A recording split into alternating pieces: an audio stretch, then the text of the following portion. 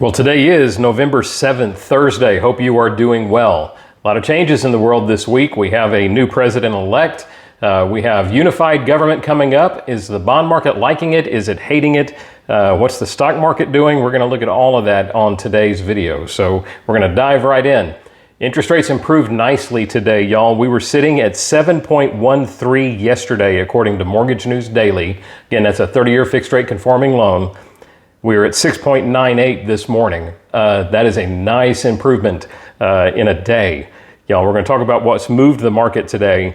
1 week ago, we were sitting at 7.09 in the Mortgage News Daily survey. We were at 6.62 30 days ago. So we're still about, a 3/8 of a point or so above our lows for the last 30 days, but we headed in the right direction this morning. Don't look for more improvement in rates from here. This is a nice bit of a surprise in today's pricing. I would advise folks to grab any improvement that they saw had they been floating going into today, because it's not likely we're going to see any further improvement until something additional moves the market.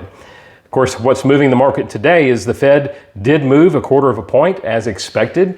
Again, y'all, there's a bit of a relief rally in bond prices today that gave us this 1/8 of a point improvement from yesterday, just because the Fed did what they said they were going to do. And they moved us 1/4, or as we were expecting them to do, rather.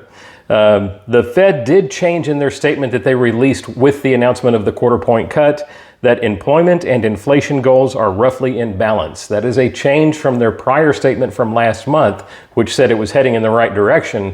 The Fed is essentially saying we're at goal with regard to the balance between employment and inflation. So that is good news. What they are essentially declaring with that statement, or at least how the market is reading it, one of the reasons we saw this little bit of improvement today, the market is reading that as mission accomplished as far as the tightening schedule is concerned. Broadly expected, the Fed is going to continue to give a moderate pace of reductions at future meetings. They meet again on the 18th of December.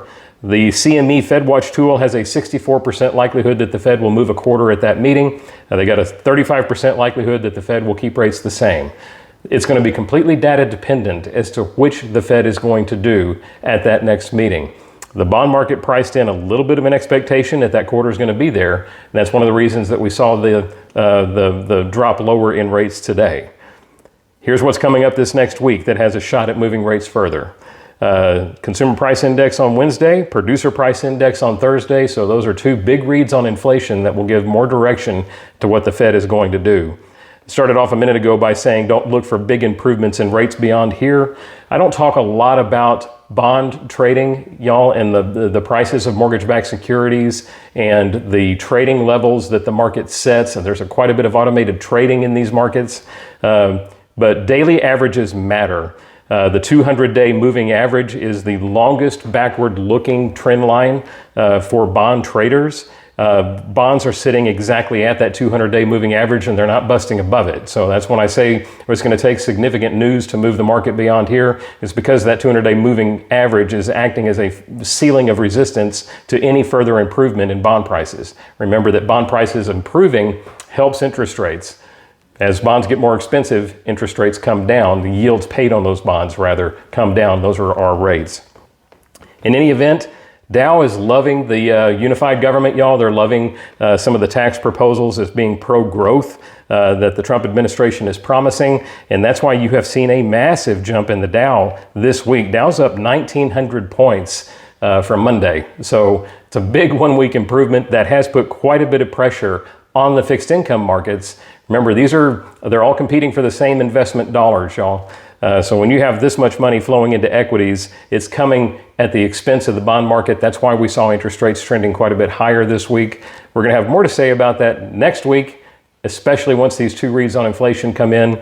Producer price index on Thursday, CPI on Wednesday. More to follow next week, y'all. Have a blessed weekend. Stay safe this weekend.